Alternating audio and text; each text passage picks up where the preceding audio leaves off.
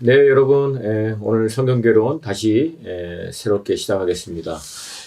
창조 시대를 지난 시간 나누면서 하나님의 창조와 사람의 타락, 그리고 그 이후에 일어난 두 세대, 가인을 쫓아, 즉 하나님 앞을 떠나나가 일어난 가인의 세대가 하나님 앞에 떠나나가서 도성을 쌓고 그들이 청동과 철기 문명을 이루면서 발전을 하지만 안타깝게도 스스로가 거의 하나님과 같이 돼서 하나님의 말씀을 떠난 삶을 사는 것들을 같이 보게 됐고요. 이런 삶에 대한 표현을 이후에는 육신이 되었다라고 표현을 합니다.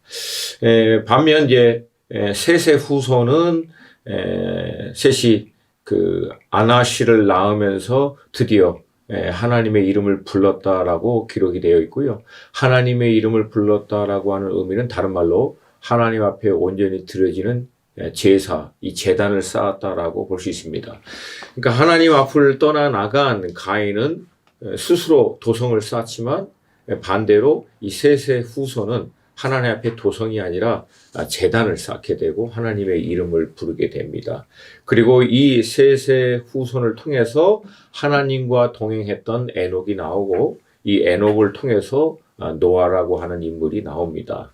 이 시간에 이제 마지막 이 종말에 대한 첫 번째 암시 이 섹션을 같이 나누기를 원하는데요. 에녹이 이제 하나님과 동행하다가 하나님이 이제 그를 데려가시고 난 다음에 70년 후에 이제 노아가 태어납니다. 이제 노아가 500세 때 셈, 함, 야벳을 낳죠.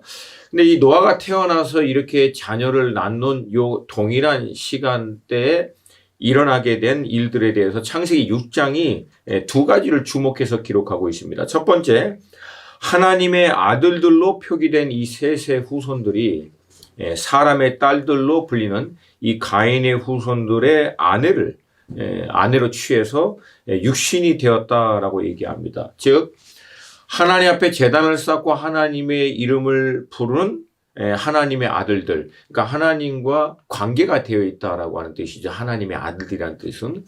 그래서 그리스도 예수 안에서 저희들도 하나님의 자녀가 됐다. 그러니까 하나님과 관계가 된 거를 얘기하는 거죠. 여기서 그렇게 이해하면 좋고요. 뭐 간혹가다 어떤 분들은 이 하나님의 아들들을 뭐 타락한 천사 아니면 뭐 천사 그렇게 얘기하는데 그건 신학적으로 약간 곤란합니다. 왜냐하면 성경은 성육신, 영이었다가 육신으로 이 땅 가운데 오신 분은 예수 그리스도가 유일하다라고 하는데 만약에 여기서 얘기하는 하나님의 아들들을 천사, 영이었던 존재가 육신의 몸을 입은 걸로 돼버리면 예수 그리스도의 성육신이 유일한 게 아니라 이미 그전에도 보면 천사들이 육신의 몸을 입었다 이런 식으로까지 돼서 이건 약간 곤란한 해석인 것 같아요. 그러니까 하나님의 아들들이라고 뜻은 하나님과 릴레이션십이 있는 거로 이해하시면 됩니다. 이제 이런 영적인 존재 그리고 하나님 앞에 제사를 드리고 이름을 불렀던 이 셋의 후손들이 결국 사람의 딸들인 가인의 후손들과 합해서 결국은 육신의 본능을 쫓아 살 수밖에 없는 육신이 돼버렸다라고 하는 거고요. 이것에 대한 결과가 어떻게 되냐면은 여호와께서 사람의 죄악이 세상에 가득함과 그의 마음으로 생각하는 모든 계획이 항상 악할 뿐임을 보시고 땅 위에 사람 지으셨음을 한탄하사 마음에 근심하시고 그러니까 어떻게 보면 소망이 됐던 이 셋의 후손들이 사람의 딸들인 가인의 후손을 합해서 생각과 행사가 하나님 보시기에 한탄하고 근심할 수밖에 없는 악한 상태에 결국은 이르게 됩니다. 근데 여러분 이게 사실은 마지막 때에 보여주고 있는 모습과 정확하게 일치합니다. 흔히 이제 마지막 때가 노아의 때와 같을 거라고 하는 성경에 많은 기록이 있죠. 마찬가지로 마지막 때에 일어나는 일들은 하나님의 아들들로 표현할 수 있는 예수 그리스도로 말미암아 하나님을 아버지로 그리고 그 하나님의 자녀가 되는 교회인 크리스찬들의 이 공동체가 사람의 딸들이라고 표현할 수 있는 세상과 타협하고 하나님과 동행하는 삶이 아니라 세상과 어떻게 보면은 함께하는 때가 가까워지면 그리고 그들의 모든 생각과 행사가 하나님의 의중과 뜻이 아닌 세상의 계획, 세상의 육신의 방법을 쫓아가게 되면 마지막 때가 가까웠다라고 하는 사인과 동일하다라고 하는 거죠. 그러니까 성경에는 곳곳에 마지막 때에 대한 이 어떤 암시가 되고 있는 사건들이 굉장히 많습니다. 그래서 이런 본문의 말씀을 통해서 마지막 때에 살고 있는 우리들에게 주시고자 하시는 하나님의 말씀도 우리가 함께 볼 수 있는 거죠. 그러니까 마태복음 24장을 비롯해서 성경의 여러 곳에서 마지막에 교회 안에서 일어나는데 믿음에서 떠나는 일들, 배교의 일들, 이런 경고들이 일어나고 있는데 이것은 결국 마지막 때가 되면서 유일하게 하나님 앞에서 구별되어 살아야 될 사람들이 결국 세상과 함께 연합하는 사건들이 일어난다라고 하는 거죠. 근데 여러분 놀라운 것은 오늘 이 본문 배경에서도 그렇고요. 마지막 때도 마찬가지입니다. 그 가운데서도 어떻게 보면 절망적인 그 마지막 때 가운데서도 유일한 소망으로 서 있는 소수의 사람들이 있을 것이다라고 하는 거죠. 오늘 본문에도 창세기 6장 8절에서 나와요. 그렇게 모든 사람들이 육신이 되어서 생각과 모든 행사가 악할 그때에 6장 8절은 이렇게 시작합니다. 그러나 노아는 여호와께 은혜를 입었더라. 그러니까 이 그러나라고 하는 단어 하나가요. 어떻게 보면은 하나님의 심판을 하나님의 새로운 회복으로 바꾸는 결정적인 단어가 됩니다. 그래서 저는 이 그러나라고 하는 단어를 놓고 옛날에 굉장히 오랫동안 묵상했던 그런 시간이 있었습니다. 이 단어가 없었으면 인류는요, 노아의 때 이미 끝나버린 거죠. 그러나 이 그러나로 시작할 수 있는 한 사람 노아로 말미암아 심판받을 수밖에 없는 인류가 새로운 시작으로 들어갈 수 있는, 오히려 심판에서부터 새로운 시작으로 들어가는 하나님의 은혜가 시작될 수 있는 결정적 계기가 되죠. 성경 곳곳에는요, 이런 한 사람, 이런 소수의 사람에 대한 기록이 의도적으로 굉장히 많이 있습니다. 그러니까 마지막 때에 어떻게 보면 많은 사람들이 믿음에서 타협하고 믿음에서 떠나고 배교의 일들이 일어나고 세상 사람들과 어떻게 보면 그 유행, 그들의 어떤 가치관, 그들의 것들을 함께 추구하는 그 한복판에서 그러나로 시작하는 소수의 그리스도의 신부와 같이 준비된 하나님의 사람들이 있을 것이다. 나중에 이제 신약계론 부분에서 이거를 좀 더 다루겠지만 제가 믿는 바로 요엘 선지자의 예언대로 성령님께서 오순절 마가의 다락방에 임한 사건 이후에 이게 예언의 완벽한 성취가 아니라 예언의 부분적 성취 또한 점진적 성취라고 얘기를 했었는데요. 뭐냐면 요엘 선지자의 예언이 마가의 다락방에서 완전히 다 성취된 게 아니고요. 일부분이 성취되다가 시간이 지나면서 이게 완전한 성취로 올라가는 사건을 얘기하는 거죠. 그 중간마다 요엘의 예언이 일어났던 사건이 바로 2000년 기독교 역사 가운데 일어났던 부흥의 사건들이라고 보면 됩니다. 그냥 뭐 이유가 없어요. 왜 부흥이 일어났는지 뭐 인간들이 열심히 막 노력해서 헌신했더니 됐더라. 그러지 않아요. 그냥 겸손히 가슴을 찢고 기도하고 회개했더니 그냥 임해버리신 거예요. 그리고 결과로 어마어마한 사람들이 주님 앞에 돌아오는 거죠. 똑같이 그러나로 시작할 수 있는 마지막 때 이 소수의 주님의 몸된 교회 또한 사람 가운데 가장 강력한 성령의 기름 부으시 임해서 요한계시록과 곳곳에 나타나 있는 대로 어떻게 보면 많은 환란이 진행되고 있는 한복판에 놀라운 추수와 부흥도 함께 일어날 거라는 거예요. 저는 그런 여러분과 제가 될 수 있기를 주님의 이름으로 축복합니다. 자, 근데 이 노아가 그렇게 하나님께 은혜를 입은 이유에 대해서 구조는 다음과 같이 얘기합니다. 노아는 의인이요 당대의 완전한 자라. 그는 하나님과 동행하였으며. 그러니까 모든 사람들이 육신이 되어서 하나님의 뜻, 어떻게 보면 하나님의 마음을 떠나서 그냥 각자 자기 좋은 소견대로 자기가 원하는 대로 본능이 원하는 대로 살고 있는 그때에 노아 한 사람은 뭐라고 얘기하고 있어요? 여기 의인이라고 하는 것은 다른 말이 아니에요. 하나님 앞에 의롭게 서려고 합당하게 서려고 몸부림치고 있는 것이다 라고 하고 이것을 완전하다라고 얘기하는 거예요. 그러니까 여기에는 많은 이제 의미가 들어있지만 가장 쉽게 설명을 드릴게요. 완벽한 상태에 이른 것도 의미할 수 있겠지만 완벽한 상태에 이르기 위하여 하나님 앞에 의롭게 살아내기 위해서 몸부림치고 있는 것을 얘기하고 있다라고 하는 거예요. 그리고 그것을 다음 구절에서, 다음 이어서는 이렇게 얘기합니다. 하나님과 동행하는 것이다. 하나님과 동행하다라고 하는 것에 대한 구체적인 설명이 성경에 나와 있지는 않지만 에녹도 그렇고 노아도 그렇고 하나님과 동행하다라고 하는 것을 가장 쉽게 간략하게 설명하면은요, 하나님과 마음이 합하고 있다라고 하는 거예요. 그러니까 여러분, 두 사람이 어떤 여행을 같이 어떤 한 방향을 향해서 같이 걸어가기를 원하면은, 동행하기를 원한다면 마음이, 생각이 맞아야겠죠. 계획하는 바가. 그게 하나님과 동행하다라고 하는 뜻이 될 수 있습니다. 결국 어떻게 보면은 이 한 사람을 통해서 하나님은 하나님의 일을 행한 거죠. 그래서 결국 이 하나님과 동행하는 사람에게 하나님은 말씀하십니다. 그래서 이어서 뭐라고 얘기냐면 하나님이 노아에게 이르시되. 그러니까 여러분, 가인의 후손들은요, 어마어마한 문명을 이루고 막 실력을 갖추고 능력을 갖추고 발전을 이루지만 그들에게 하나님이 나타나서 말씀하시지 않습니다. 오히려 하나님은 이 노아라고 하는 한 사람, 하나님 앞에서 어떻게든지 의롭게 서 있으려고, 하나님이 원하시는 그 완전한 기준에 이르기 위해서 몸부림치고 그 하나님과 마음을 합하려고 하고 있는 사람에게 하나님이 말씀하시는 거예요.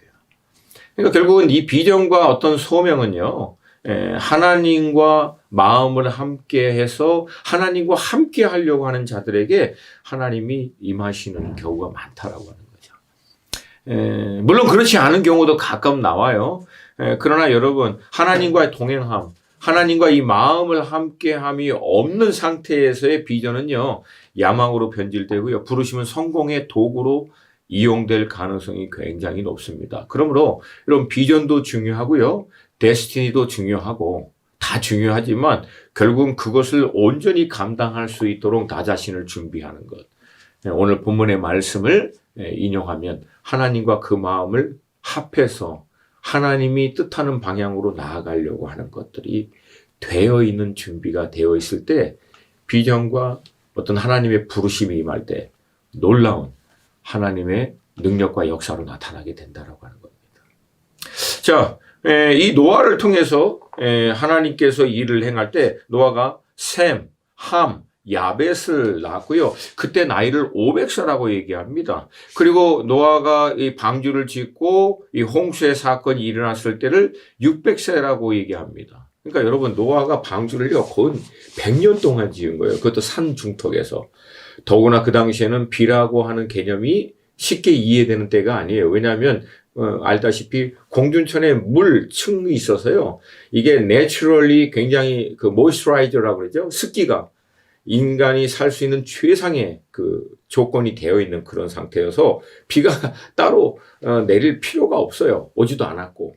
근데 비라고 하는 것이 올 테니까 산 중턱에서 배를 지으라. 그것을 100년 동안. 여러분, 그 과정들을 상상을 해보셔야 돼요. 그 100년 동안 노아가 방주 지을 때 노아가 뭐 혼자 산 어디 모퉁이에서 지은 게 아니라, 물론 이제 상상을 기인한 거겠지만 얼마나 많은 사람이 노아가 방주 지는 그 기간 동안 오고 가면서 보았을 거예요. 이건 상식적인 거죠. 그리고 노아 자신도 그 100년의 기간 동안 방주를 지으면서 어떤 갈등을 했을까? 뭐 생각이 어느 정도 있는 사람이라면 중간중간마다 갈등을 했겠죠. 자, 그러면 하나님이 그런 노아를 배려해서 중간마다 좀 비를 좀 뿌려줬었으면, 맞아, 이거야 했을 텐데 그런 일들은 전혀 없었죠. 근데 100년 동안 어떻게 그렇게 할 수 있었을까? 이유 하나죠. 하나님과 동행하고 있었어요. 하나님과 마음이 합하여 하나님의 뜻과 의정을 따라갈 수 있었던 준비가 되어 있던 사람이기 때문에 100년간 아무 증거도 아무 어떤 확증이 없어도 그런 거 순종할 수 있었던 거예요. 그러니까 여러분, 결국은 이 준비가 어쩌면 우리의 영적인 토양이 되어야 합니다. 이게 되어 있는 상태에서 비전도 부르심도 사명도 이게 다 가능하지, 이 자체가 준비되지 않을 때 우리는 낙담하고 좌절하고 포기하고 멈춰버리고 하는 일들이 일어납니다. 결국은 이 동행을 통해서 준비된 이 노아에게 하나님께서는 사명을 주시고 이 일을 행하죠. 여러분, 이 동행을 예수님은 뭐라고 표현하셨냐면요, Follow me, 나를 따르라, 그렇게 얘기하셨어요. 그러니까 구약의 하나님의 인도하심과 신약의 예수님의 인도하심이 틀리다. 아니에요. 똑같아요. 에녹이 노아가 하나님과 동행한 것처럼 예수님도 우리들에게 동행하자고 초청하시잖아요. Follow me. 예. 여러분 이 동행이 여러분과 저의 삶 가운데 있기를 축복합니다. 그 다음에 홍수의 심판 이후에 가장 먼저 노아가 나온 다음에 한 것이 하나님 앞에 제단을 쌓고 하나님께 번제를 드리죠. 그 이후에 하나님께서 아담과 하와에게 주신 동일한 축복을 노아에게도 줍니다. 생육하고 번성하여 땅을 다스리고 통치하라. 그리고 난 다음에 이 심판에 대한 두려움이 있을 노아를 위해서 하나님은 다시는 땅을 물로 심판하지 않을 것이다라고 하나님이 약속하시고 무지개를 보이시면서 그 언약의 확증을 해주시죠. 근데 여러분 참 재밌는 게요. 하나님이 노아의 홍수 이후에 다시는 물로 심판하지 않겠다라고 분명히 얘기했거든요. 근데 재밌게도요. 그 사람들이 인류의 멸망에 대한 배경을 가지고 만든 영화나 소설을 보면은요, 다 인류 멸망이 뭘로 오냐면요, 물로 와요. 뭐 지구 온난화에 의해서 뭐 지구에 물이 다 덮이고 막 이런 영화나 소설이나 뭐 이런 것들이 한두 편이 아닙니다. 그러니까 하나님이 물로 심판 분명히 안 한다라고 그렇게 얘기했는데도 불구하고 사람들은 물로 또 심판을 하더라도 그런 재난이 오더라도 그 소설이나 영화의 끝은 어떻게 하냐면 인간들이 힘을 합해서 결국 그 물의 심판을, 그 재난을 이겨내는 것들을 많이 표현합니다. 그러니까 이게 깊이 들어가면요, 영적인 메시지가 있는데 굉장히 악한 메시지입니다. 하나님이 다시 심판해도 우리는 이제 이겨낼 수 있어. 노아 때하고 달라. 이제는 우리의 문명의 힘으로 어떠한 하나님의 심판, 재난이 와도 우리는 이겨낼 거야. 그렇게 얘기해요. 근데 여러분 재밌죠? 하나님은 얘기하세요. 다음엔 물이 아니라 불이야. 이게 제가 가끔가다 성경을 보면요, 코미디 같아요. 사람들이 하는 것도 코미디 같고, 하나님은 약간 뭐랄까요, 좀 두려움 같은 데서도 이 코미디를 섞어서 아니 물 아니야 불이야. 자, 이 방주의 사건 이후에 이제 노아가 새롭게 이제 삶을 시작해서 포도 농사를 짓습니다. 그리고 난 다음에 벌어진 일들은요, 이 당대 의인이고 하나님 앞에 완전한 자, 그리고 100년 동안 하나님과 동행하며 하나님의 명령에 순종했던 노아의 모습과는 완전히 다른, 그러니까 포도 농사하고 그걸로 포도주를 만드시고 건하게 취해서 완전히 이제 이성이 어떻게 보면은 이제 정신이 나가신 것 같아요. 그래서 벌거벗고 그 술 드시는 분이 그렇더라고요. 그런다고 그러더라고요. 더우니까 막 벗고. 그러고 나서 자기 장막에서 벌거벗은 채 들어 누워 주무시는 모습을 보입니다.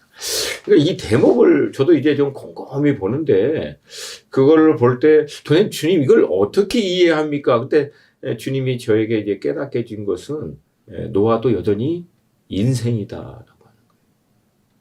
그러니까 의인이며 당대 완전한 자이고 하나님의 말씀에 따라 100년간 순종했음에도 불구하고 여전히 노아는 그럼에도 불구하고 인생일 수밖에 없다. 그러니까 여러분 이것은 우리가 조금 상상력을 동원해야 돼요.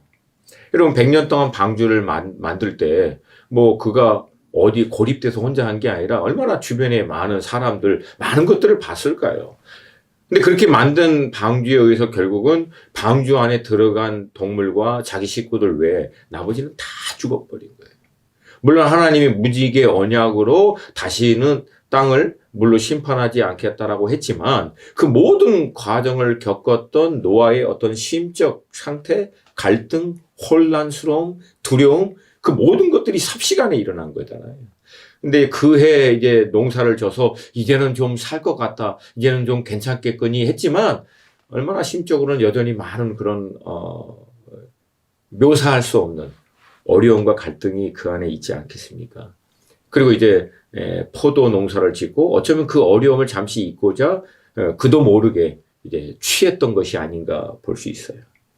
근데 이제 여러분 이 사건이 일어나고 난 다음 가장 먼저 함이 발견합니다. 근데 안타깝게도 함은 아버지의 그 부끄러운 모습을 보고 나와서 떠버리고 다녀요. 반대로 셈과 야벳은 아버지의 부끄러운 모습을 보지 않기 위해서 등으로 뒤로 해서 아버지의 하체를 덮어줍니다. 물론 노아의 이 일에 대해서 성경은 가타불타 이게 맞은 거다 틀린 거다 얘기를 하고 있진 않아요. 물론 옳다라고는 볼 수 없겠죠. 근데 여러분 성경은 오히려 거기에 주목하고 있지 않고요.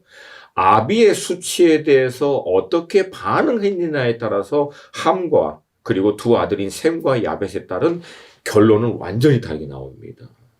그러니까 여러분 성경에서 굳이 언급하고 있지 않는 거에 대해서 막 따지고 들어가는 것보다 성경에서 언급해서 주고자 하는 메시지에 집중하는 게 중요합니다. 여기서 아비가 수치스럽게 한 것에 대해서는 언급이 없어요. 그러니까 이것은 다양하게 해석할 수는 있지만 근데 성경에서 여기서 주고자 하는 메시지 핵심은 아비의 수치가 아니라는 거예요.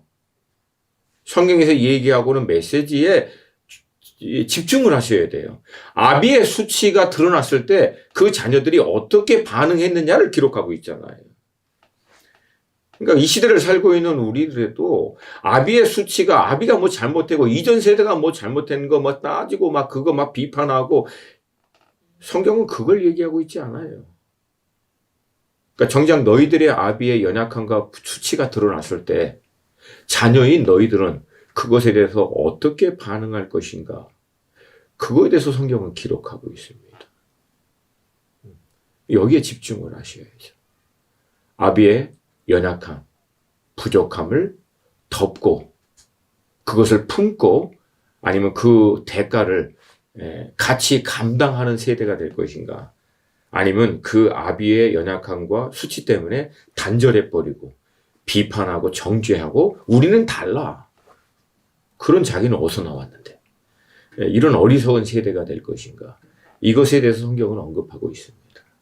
이후에 이제 노아의 이제 세 아들들인 셈, 함, 야벳은 하나님의 말씀에 따라 흩어져서 생육하고 이제 번성하게 됩니다. 그리고 이제 시날 평지에 이르게 되는데요. 이상하게 시날 평지에 도착하고 난 다음엔 더 이상 옮기지 않고 거류하였다라고 성경은 기록하고 있습니다. 왜 그랬을까요?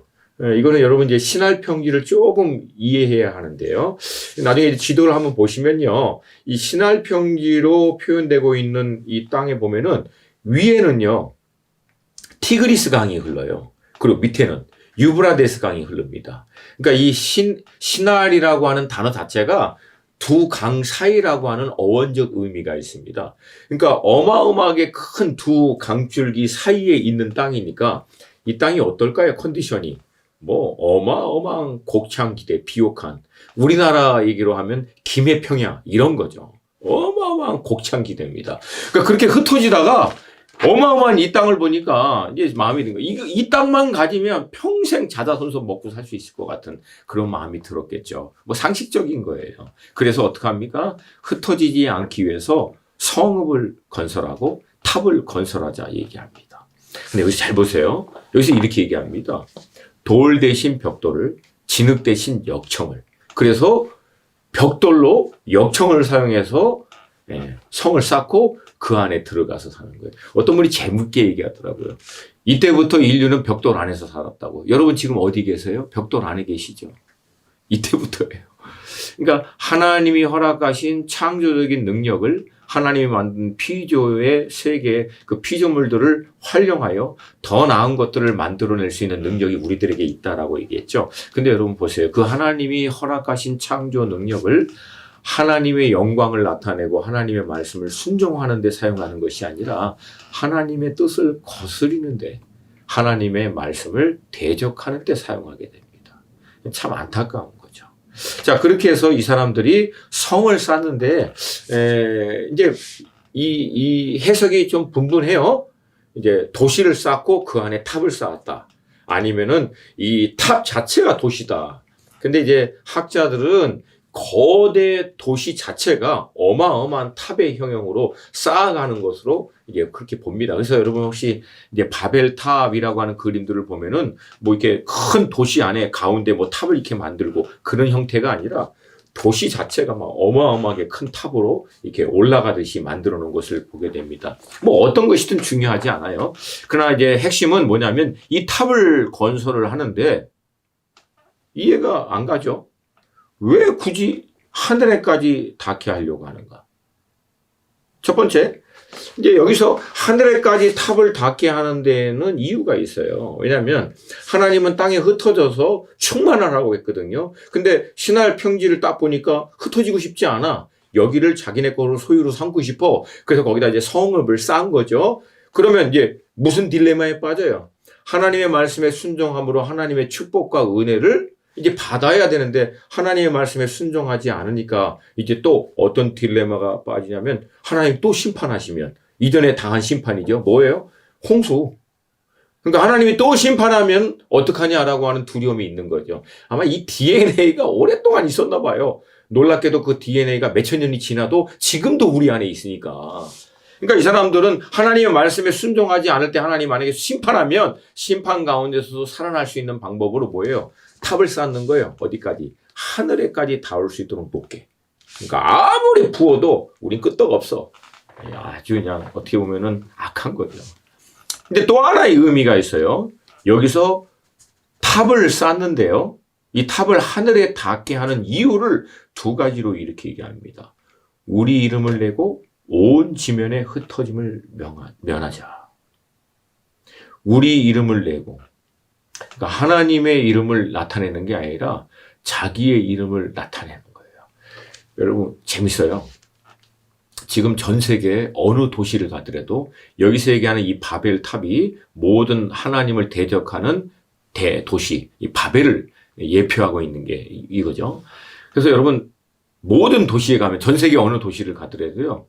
인간들이요. 가장 높은 탑을 쌓았습니다. 지금도요. 그러니까 굳이 왜 그렇게 쌓지? 이 의문이 들 정도로 하여튼 하늘 꼭대기까지 닿으려고 어마어마한 탑을 쌓고 그 빌딩에다가 이름, 자기 이름. 지금 뭐 미국의 이제 트럼프 대통령도 맨하탄에 트럼프 타워 막 그렇게 해놓고 그러니까 자기 이름들을 이렇게. 그러니까 이게 뭐예요? 결국은 자기의 이름을 드러내려고 하는 거죠.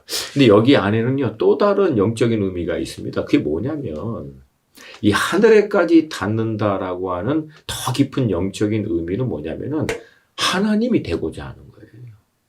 그러니까 하나님의 말씀에 순종해서 하나님과 동행하는 삶을 통하여 결국 하나님께로 돌아가는 거였거든요. 근데 이 사람들은 하나님의 말씀을 대적하고 하나님과 동행하는 삶이 더 이상 안 돼. 그럼 어떻게 하나님에게 도달할 것인가? 자기들이 하겠다는 거예요. 자기들 스스로 하나님이 되는. 아담과 하와가 선악과를 먹을 때 하나님과 같이 되는고자 하는 거하고 똑같은 거예요. 그거를 구체적으로 어떻게 표현합니까? 우리 이름을 내는 거예요. 우리 이름이 알려지고 결국 그 영광과 그걸 자기가 스스로 다 받겠다라고 하는 거죠. 그리고 하나님의 뜻을 노골적으로 대적하면서 흩어지라고 하는 건데 흩어짐을 면하자. 대놓고 하나님을 대적하는 거죠. 이게 바벨의 사건입니다. 아, 참 안타까운 거죠. 이게 노아의 홍수가 있음에도 불구하고 결국 이 근본적인 하나님과 같이 되려고 하는 하나님의 뜻을 대적하는 이 일들은 역사의 사건 가운데 계속 반복적으로 나타나는 사건이라고 볼 수 있죠. 네, 이렇게 스스로 높아져서 하늘에까지 이르도록 탑을 막 이렇게 쌓으려고 할 때 그런 인류를 보시고 하나님 똑같이 하세요. 저는 가끔가다 이런 대목을 보면 무슨 마치 시티콤을 보는 것 같아요. 그래서 인류가 서로 말하되 자, 벽돌을 만들어. 자, 우리가 성읍과 탑을 건설하여. 그랬더니 하나님 똑같이 얘기하세요. 자, 우리가 내려가서 언어를 혼잡게 하여. 여러분 보이세요? 인류가 자 우리가 했더니 하나님도 똑같이 자 우리도 그리고 나서 하나님이 인류가 쌓아 올리려고 하는 모든 것들을 한 방에 끝내버리죠. 근데 여러분 그 탑을 무너뜨리지 않아요. 하나님이 행하신 결정적인 건 뭐예요? 커뮤니케이션을 단절시킵니다. 여러분 그 이후에 인류의 모든 문제의 핵심은요. 이 커뮤니케이션 소통에 대한 문제예요. 그러니까 대화가 안 되는 거고 이해가 안 되는 거예요. 그게 가정에서도 부부간에 그리고 공동체 안에 나라와 민족 간에서도 결국 이 소통의 문제, 서로가 이 커뮤니케이션이 안 되는 문제가 그냥 근본적인 문제죠. 근데 인류는 자신들의 힘으로 이 커뮤니케이션에 대한 문제를 해결하려고 뭐 책도 내고 이론도 많지만 근본적으로 해결됐나요? 해결 안 됐죠. 근데 놀라운 것은 뭐예요? 이 문제를 근본적으로 어떻게 해결해야 합니까? 하나님을 대적하다 일어난 소통의 문제는 하나님께 돌아가서 그분과의 커뮤니케이션이 회복되면 자동적으로 커뮤니케이션이 회복됩니다. 그래서 예수 그리스도의 복음을 통해서 하나님과의 이 화목을 경험한 사람들이 결국은 모든 릴레이션십, 이 관계 안에서의 소통과 이 관계의 회복을 경험하게 되는 거죠. 하나님이 그렇게 일을 행하신 것이죠. 안타깝지만 이게 이제 창조의 이제 시대의 마지막 이제 사건이고요. 성경은 이제 그 두 번째 이제 시대인 족장 시대로 이제 들어갑니다. 우리가 알고 있는 대로 이제 그렇게 바벨탑 사건 이후에 흩어졌던 셈의 후손들 가운데에서 갈대아 우르의 이제 데라라고 하는 인물에 대해서 성경을 이제 집중합니다. 이 데라가 있던 우르에 대한 지역을 여호수아가 직접 여호수아 24장 2절에서 이렇게 얘기합니다. 곧 아브라함의 아버지 나홀의 아버지 데라가 강 저쪽에 거주하여 다른 신들을 섬겼으나, 이 언급을 봐서 데라가 원래 있었던 갈대아 우르라고 하는 지역은 우상 숭배가 만연했던 그런 지역으로 알 수 있고요. 뭐 고고학자나 이런 많은 분들의 검증을 통해서 이미 입증된 그런 팩트이기도 하죠. 사실이기도 합니다. 근데 이 데라가요, 그렇게 우상 숭배를 많이 하고 있던 그 땅에서 어느 날 하나님의 부르심을 받고요, 그 여정을 시작합니다. 과정에 대해서는 성경이 얘기하고 있지 않지만 어떻게 보면 이 데라의 입장에서는 굉장히 큰 결단이죠. 창세기 11장 26절을 보면은요, 이 데라가 세 자녀인, 이 세 자녀가 이제 나오죠. 간단하게 제가 좀 여러분 좀 그려볼게요. 데라의 세 자녀가요, 아브라함, 그 다음에 누가 있죠? 나호, 그 다음에 세 번째가 하란이죠. 그리고 하란도 세 자녀를 낳습니다.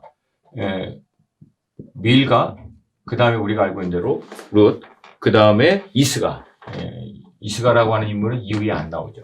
근데 하란은 아버지 데라보다 먼저 죽습니다. 근데 데라가 이 세 자녀를 낳았을 때의 나이가 70세라고. 그쵸? 그러면 이 70세 때 세 자녀를 낳았는데, 정작 이 데라가 갈대아 우르를 떠날 때는 아브라함의 아내인 사레, 그 다음에 조카 롯을 데리고 갑니다. 그러니까 보세요. 세 자녀를 낳았을 때 70세, 그러면 이 세 자녀가 결혼을 할 때까지의 나이면 대략 100에서 110. 그리고 그 자녀, 밀가가 나중에 나홀의 아내가 됩니다. 밀가가 나홀의. 그러면 이 자녀가 또 결혼할 나이가 되면, 여자니까 뭐 빨리 갔다라고 해도 뭐 한 30년? 20년, 30년? 그러면 여러분, 데라가 갈대아 우르를 떠났을 때의 나이는요, 아무리 못 잡아도 120, 130? 뭐 이건 정확하게 볼 수는 없어요. 그냥 하여튼 꽤 나이가 많은 건데, 이 당시에 평균 연령이 200입니다. 그럼 여러분 200이면 지금 우리가 뭐 90, 100, 뭐 이 세대가 대충이에요. 그러니까 절반 딱 잘라도 이거 절반으로 치면 60에서 65세예요. 그러니까 여러분 60에서 65세 시기에서 이민 간다고 생각해 보세요. 쉽지 않아요. 근데 더구나 이때는 족장 세대예요. 이동이 그렇게 쉽지 않고 용이하지 않는 그런 시대적인 배경입니다. 그러니까 이 갈대아 우르에서 데라가 자기 식구를 데리고 가나안 땅이라고 하는, 더구나 유브라데스 강 건너편, 어떤 지역이에요? 유브라데스 강을 기준으로 해서 오른쪽은요, 메소포타미아 문명이 일어났던 어마어마하게 발전을 이룬 지역이고요. 반대로 반대쪽인 이 가나안 땅은요, 아직도 원시, 인신제사 아직도 드리고 하는 그런 원시 땅입니다. 거기 못 가요. 근데 데라가 시작합니다. 어떻게 잘 모르겠어요. 그러나 하여튼 이건 엄청난 사건이다 라고만 여러분이 일단 이해하시면 좋겠습니다. 이제 그렇게 믿음의 여정을 이제 떠났던 데라가 그렇게 떠났다가 하란이라고 하는 지역에 가서 멈춥니다. 첫 번째, 아니 이 하란이라고 하는 곳까지 가서 왜 갑자기 데라가 믿음의 여정을 멈췄을까? 여기에는 이제 몇 가지 일이 이제 있는 이유가 있는데 하란이라고 하는 지역을 대충 이제 이해해야 될 필요가 있고요. 이 하란이라고 하는 말 자체가 어원적 의미 자체가 길이라고 하는 어원이고요. 이 지역은 니니웨하고 바벨론, 그 다음에 다메섹, 두로, 애굽 이 교통 요충지입니다. 어마어마한 물류가 교류하고 있는 그런 지역이에요. 그러니까 추측해 보건대 데라가 떠났던 갈대아 우르는 지금의 이제 김해평야 시골 같은 데인데 이제 이 데라가 그렇게 믿음의 여정을 떠나서 하란을 거쳐서 이제 가나안 땅을 건너가야 되는데 하란에 가보니까 갑자기 이제 이 강남 같은 곳이에요. 그러니까 그 어마어마한 문명, 물질 발전된 도시를 보고 뭐 잠깐 머물러 볼까? 조금 있다 갈까? 모르겠어요.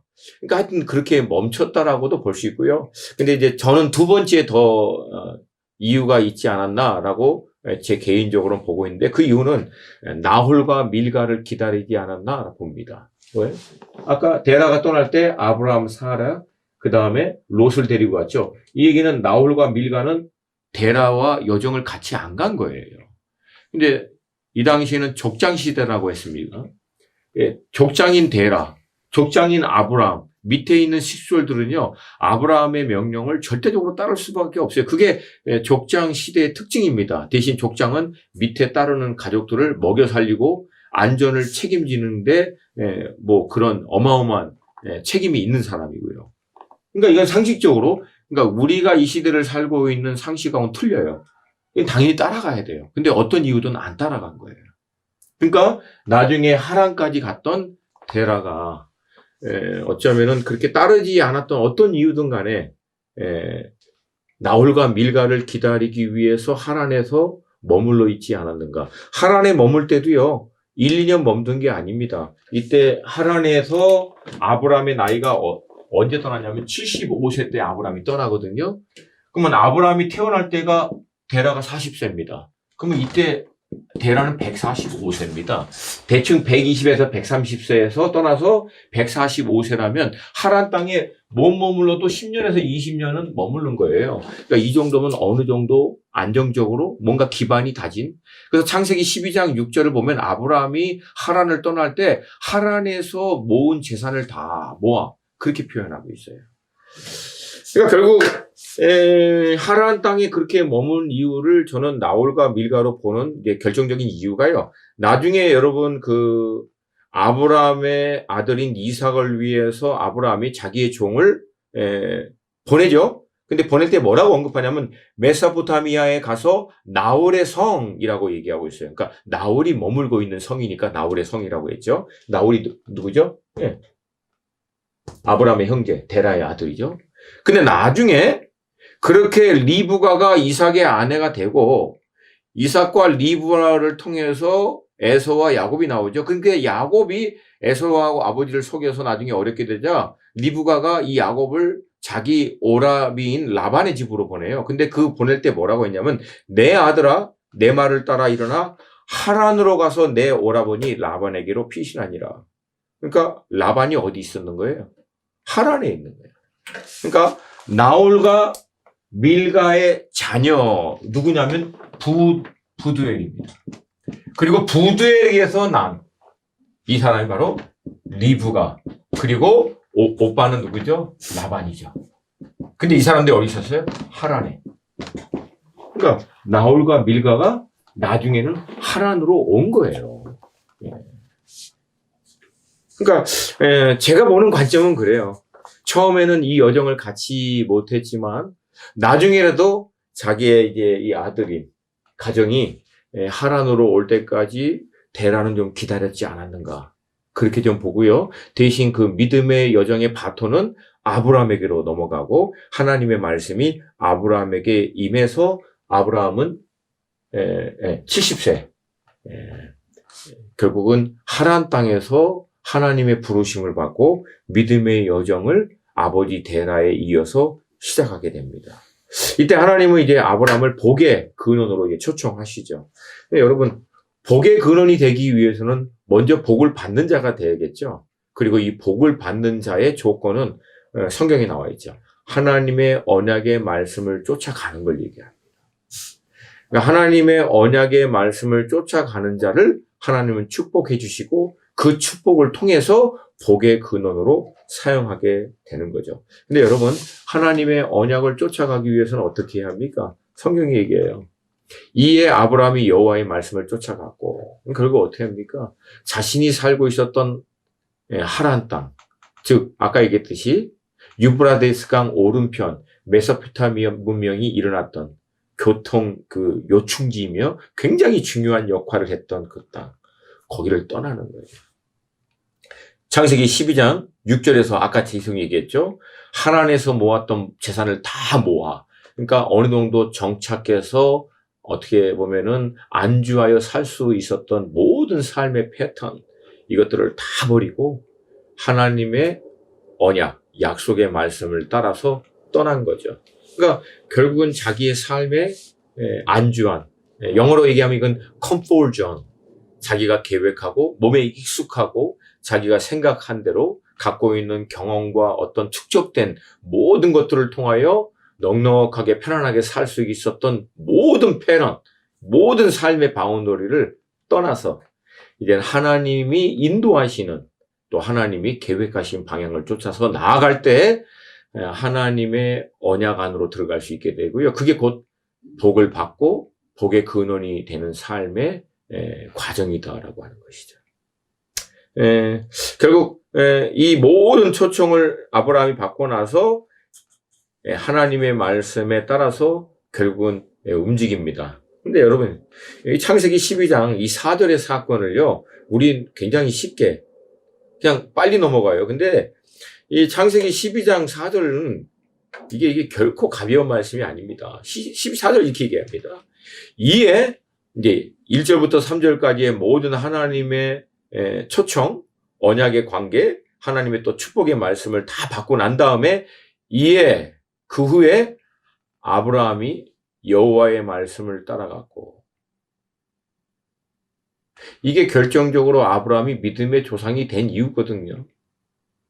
근데 많은 경우에 우리의 신앙을 잘 보면은요, 1절부터 3절은 크리스찬이라면 누구에게나 다 일어납니다. 그리고 우리가 1절부터 3절의 과정을 통해서 은혜도 받고 가슴도 뭉클하고 주님이 그렇게 약속하셨어, 주님이 그렇게 역사하신데 와 주님 놀라워, 이건 다 경험합니다. 근데 4절을 못해요. 그러면 그 약속의 말씀에 따라서 발걸음을 내딛는 거예요. 그래야 약속의 말씀이 실체가 돼요. 다시 얘기하면 이 말씀이 내 말씀이 된다는 거예요. 또 다시 얘기하면은 이 말씀이 나의 삶 가운데 구체화된다라고 하는 거예요. 근데 안타깝게도 많은 하나님의 은혜와 약속과 축복의 말씀을 받고 가슴도 뭉클해지고 막 뜨거워지고 감사하지만 그 말씀이 가리키는 방향을 향해서 발걸음을 내딛는 자는요, 소수입니다. 그래서 말씀이 삶 가운데 실제가 되는 것을 경험하는 사람도 소수다. 저는 여러분들이 그 말씀을 통해서 그냥 가슴 뭉클하고 위로받는 수준이 아니라 그 말씀이 실제가 되는 삶으로 발걸음을 내디딜 수 있기를 주님의 이름으로 축복합니다. 그렇게 이제 하나님의 말씀에 따라 믿음의 여정을 시작한 이제 아브라함은요, 가나안 땅에 들어가서 가장 먼저 이제 세겜 땅, 모레라고 하는 지역이죠. 모래, 상수리 나무 있는 그 땅에서 하나님께 제단을 쌓고 여호와의 이름을 부릅니다. 그러니까 하나님의 언약의 초청을 받고 믿음의 여정을 시작한 아브라함이 가는 곳마다 가장 먼저 시작했던 그 믿음의 반응, 믿음의 행위가 뭐냐면 제단을 쌓고 여호와의 이름을 부르는 거예요. 지금 이 시대로 얘기하면 예수 그리스도의 복음을 통하여 구원을 받아 이제 하나님의 언약의 자녀로 된 우리의 삶 가운데 가장 먼저 일어난 믿음의 구체적인 행위, 뭐죠? 예배하는 거예요. 하나님의 이름을 부르고 하나님께 영광과 찬송을 드리는 일이죠. 그리고 난 다음에 이제 아브라함이 이 하나님의 여정을 이제 가나안 땅에서부터 본격적으로 이제 시작하는 것 같은데 아주 좀 엉뚱한 일이 일어납니다. 창세기 12장 10절을 보면은요, 이 가나안 땅에 기근이 일어나니까요, 아브라함이 애굽으로 그냥 내려갑니다. 하나님 말씀 있었나요? 없었어요. 그냥 환경이 뭔가 아니다 싶으니까 그냥 내려간 거예요. 왜 그래요? 메소포타미아 이 지역도 그렇고요. 애굽 땅도 이 나일강 주변을 통해서 어마어마한 문명과 함께 옥토 지역이에요. 그러니까 아브라함이 볼 때 가나안 땅이 상황이 아닌 것 같거든요. 그러니까 곧바로 애굽으로 내려간 거예요. 나중에는 또 아브라함이 또 무슨 실수를 해요? 하나님의 약속의 말씀보다는 아내 사레의 말을 듣고 결국은 그 여종을 통해 하갈을 통해서 이스마엘을 낳고 결국 이것은 어떻게 보면 지금 이스라엘과 중동의 어떤 문제의 가장 근간이 되는 어려움을 초래하는 일이 됐죠.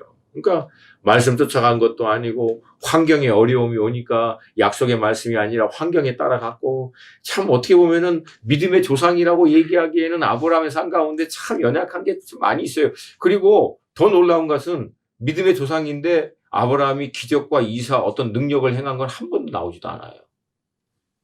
치유한 적이 없어요. 하늘에서 뭐 엘리야도 다 했는데 믿음의 조상인데도 그런 거 없어요. 하다못해 안수 기도에서 감기 낫게 했다는 거 그런 기록도 없어요. 이게 참 어떻게 보면은 이게 이제 약간 좀 갸우뚱할 수 있죠. 근데 여러분 더 놀라운 게 뭔지 아세요? 그런 아브라함 산 가운데 많은 연약함이 있음에도 불구하고 하나님이 끝까지 붙들어 주십니다. 여러분 이거 어떻게 이해할까요? 간단해요.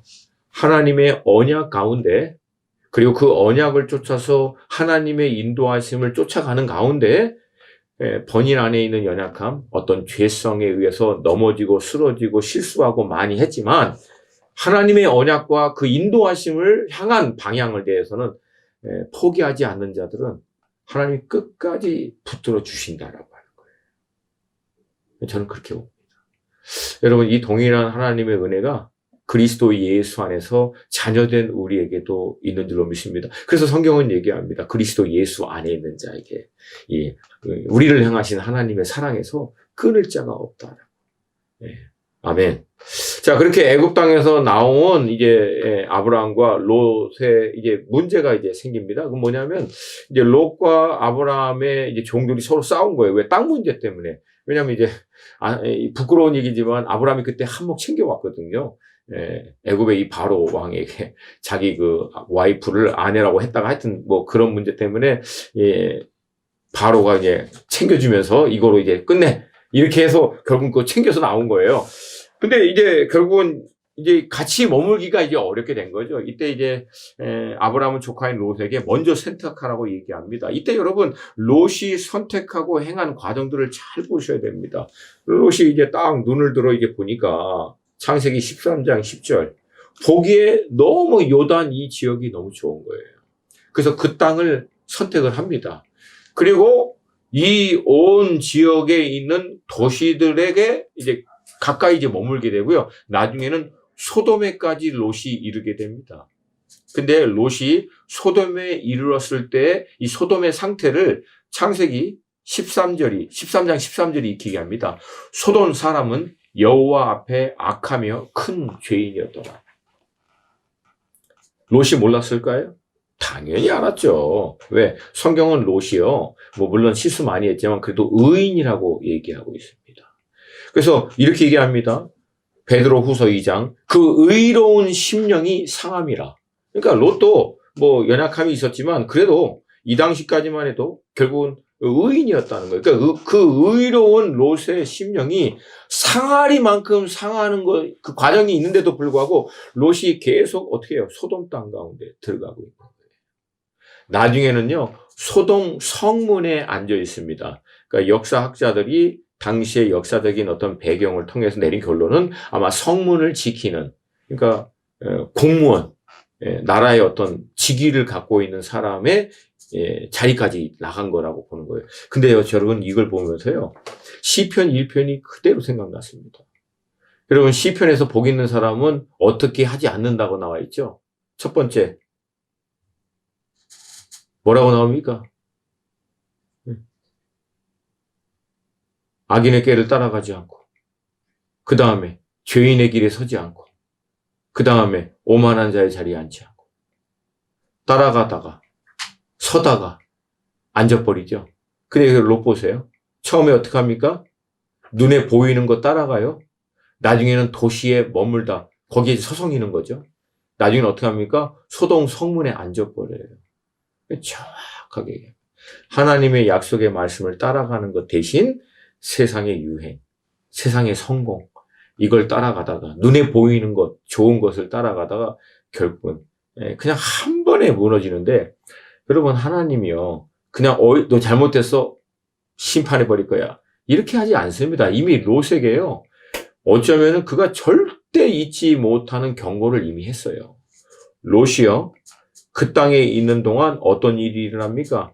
다 잃고 포로로 질질 끌려가는 생명의 위협까지도 받는 경험을 하게 됩니다. 이때 삼촌 아브라함이요 집에서 길리고 키운 자 318명하고 동맹 맺은 사람들하고 군대와 같이 끌고 가서 결국은 다 회복시켜줬거든요. 그러면 정신 차려야죠. 롯이 이것처럼 더 강력하게 어떻게 하나님의 메시지를 할 수 있겠어요. 근데 여러분 그 이후에 롯이 정신 차렸느냐? 그게 아니, 그 이후에 결국은 소돔 성에 들어가서 성문 안에 앉아있는 그 자리까지도 갖는 자가 된 거예요. 이게 19장 1절입니다. 그러니까 여러분, 롯의 삶을 보면 정말 안타까운 거예요. 그러니까 이게 악하고 하나님이 기뻐하시지 않는 것을 뻔히 알고도 결국은 어떻게 해요? 그 눈에 보기에 좋고 성공하기에 어떻게 보면 인간적으로 많은 것들을 누릴 수 있는 것을 오히려 더 쫓아가다가 결국은 멸망하게 된 거죠. 그래서 결국은 어떻게 됩니까? 소돔과 고모라가 심판받을 때 결국 그를 구해냅니다. 아브라함 때문에 구해낸 거죠. 그리고 또 롯도 여전히 하나님 보시기엔 베드로 후서가 그렇게 얘기하니까 제가 볼 때는 아닌 것 같기도 한지만 의인인 그 사람을 하나님이 구해내지만 그의 인생은 결국은 비참한 결말로 끝나죠. 딸 둘과 결국은 암몬과 모압이라고 하는 인류 역사 가운데 가장 부끄러운 아버지와 딸이 결합하여 만든 족속의 조상이 돼버리고 그는 결국은 인생을 그렇게 끝냅니다. 얼마나 안타까운 거예요. 부끄럽고. 그래서 여러분 이 롯의 사건을 통해서 우리에게 주시고자 하시는 하나님의 메시지는 너무나 명확합니다. 눈에 보이는 것, 세상의 성공, 세상의 어떤 유행, 이걸 처음에 어떻게 해요? 따라가죠. 기웃기웃 머물러 있다가 나중엔 거기서도 한 자리 해서 높아지고 성공하고. 물론 여러분 오해하지 않기를 바랍니다. 물론 세상에서 그렇게 어떤 성공하고 어떤 관료를 얻고 하는 게 다 잘못됩니까? 그게 아니에요. 문제는 뭐예요? 그의 의로운 심령이 상해가고 있는 것을 알고 있음에도 쫓아가고 있다라고 하는 거예요. 이렇게 하면 안 돼라고 하나님의 경고가 있음에도 끝까지 했다라고 하는 거예요.